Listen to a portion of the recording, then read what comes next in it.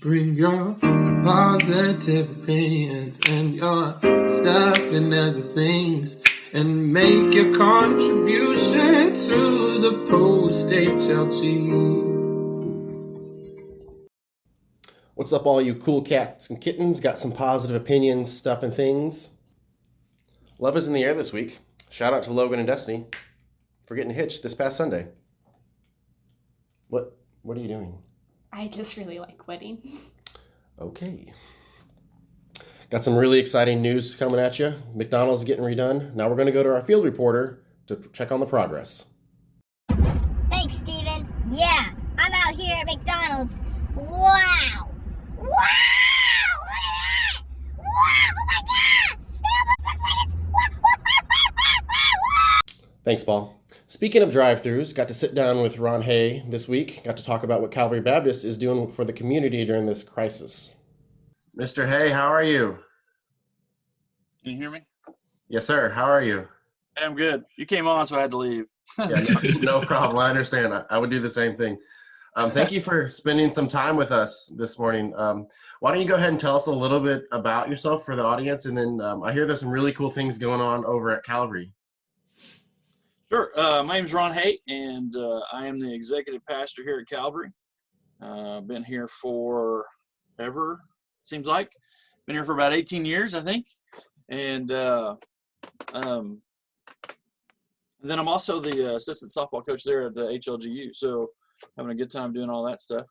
But yeah, we've been trying to figure out just different ways to stay in touch with our church body. And so one of those, while still trying to be distant, is to do a drive-through with our church.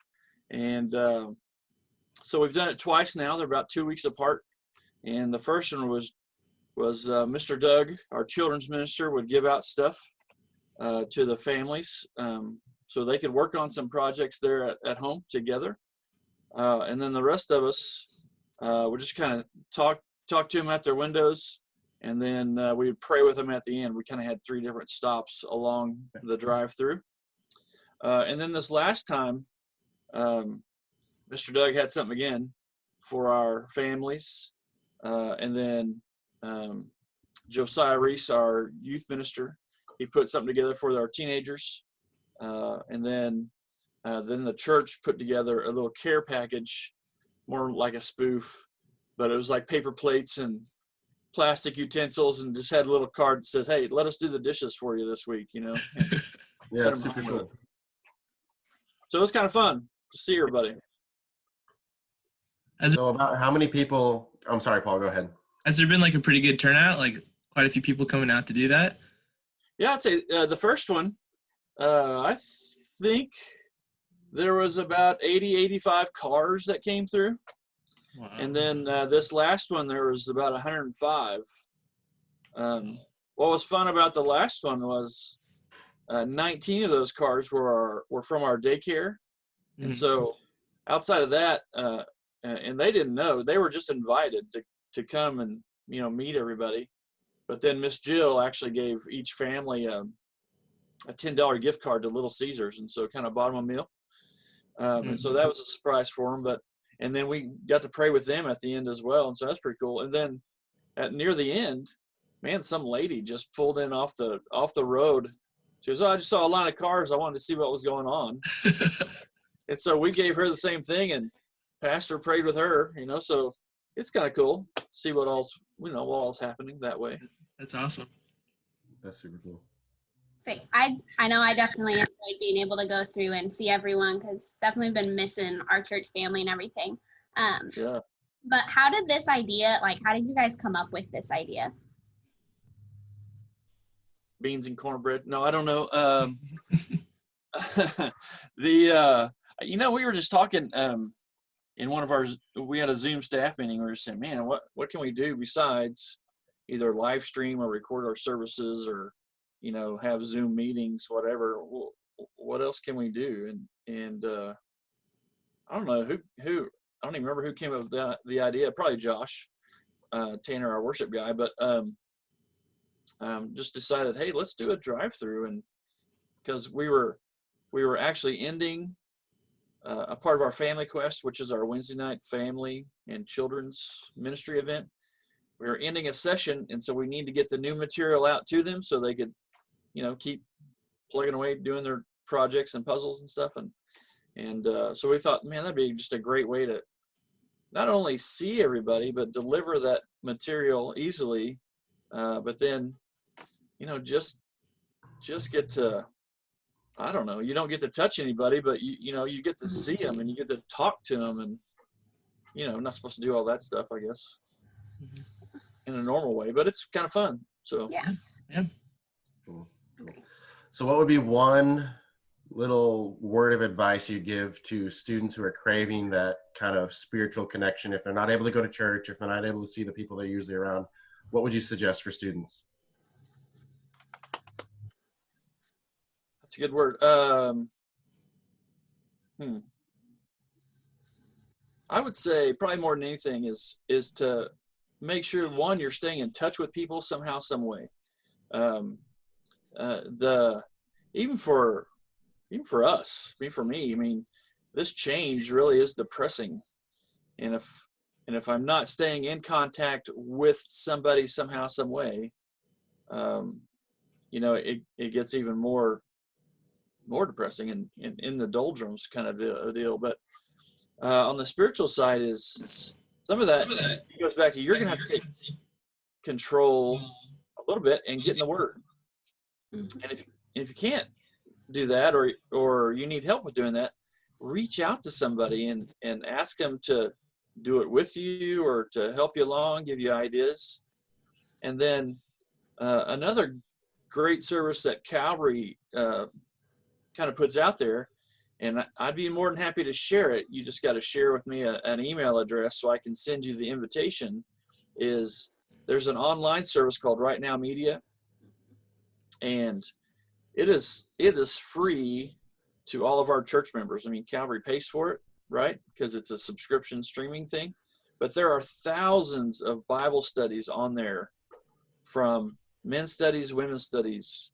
There's hundreds for children. There's finances. There's married couples. There's dating. There's, Chan and all those guys are all on here doing all their different Bible studies. And sorry about that, got a boing going off.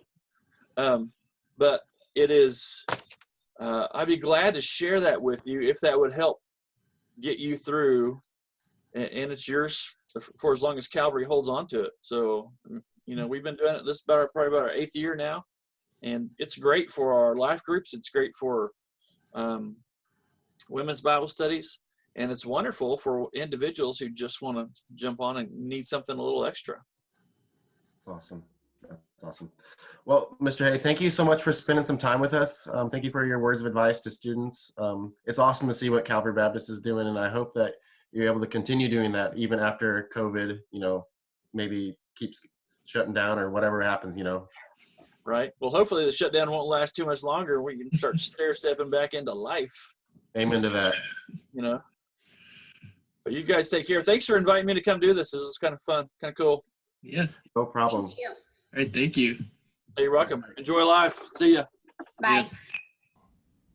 That's how we've been able to connect as a community. Let's take a quick look how the soccer team has been able to connect globally.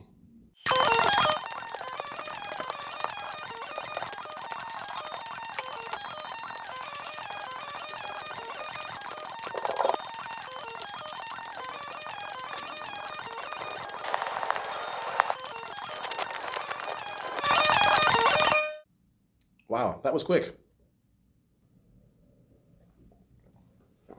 One of our favorite things about HLGU is its students. This week we got to sit down with Kellie Hamilton and we got to talk about the importance of getting in the Word whenever you have all this free time. Hello.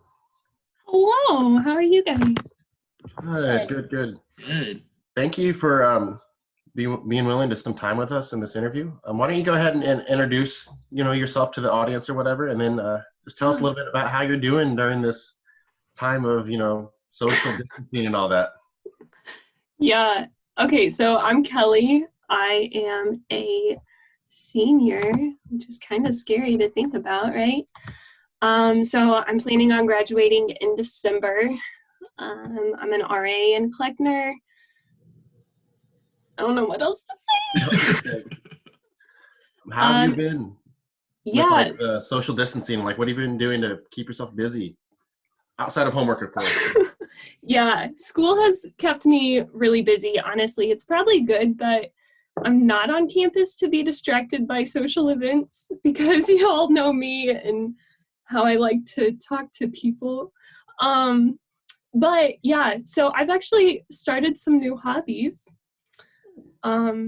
Yeah, Enneagram 7, okay?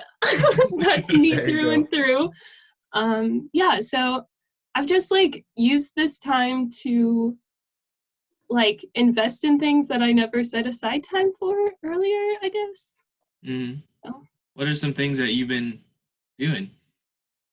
Okay, so yeah, I started working on guitar a little more. Decided to pick up piano. Nice. Crocheted a blanket.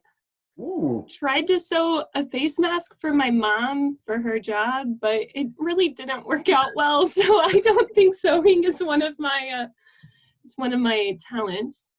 I've baked a lot, like productive procrastination, if you know what I mean. Yeah. So. Yep. Yeah. What about you guys? Well, I'm working from home, so I spend a lot of time in Zoom meetings and coordinating with these guys. It's been interesting, but it's been really great actually. I think that being able to, like, kind of like you said, set aside time to invest in things that you've always wanted to, but you never felt like you had the time to. Yeah.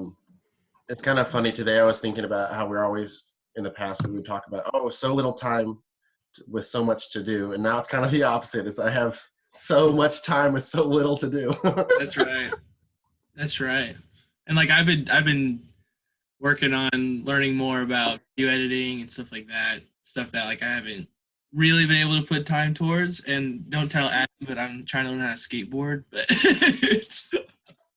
yes. Yeah, I just been doing a lot of things like classroom wise, like getting ready for next semester and finishing up student teaching and that kind of thing. So. That's awesome.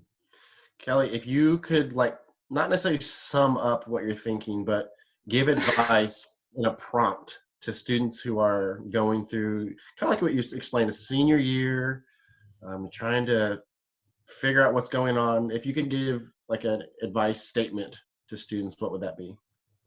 Oh, yeah, that's good. I kind of put you on the spot there. Sorry about that. Yeah. Your number 7 is probably freaking out a little bit. Nah, improvising. There you go. Honestly, at the beginning of this, one of my professors told us that what we're doing now will affect our future ministry. And so that's kind of been going through my head a lot, just like, even though this might be like a weird time and like ministry looks a lot different right now, like Zoom meetings all the way. But like we can still prepare for the future. Like be in the word. Like you can't use the excuse that you don't have time right now.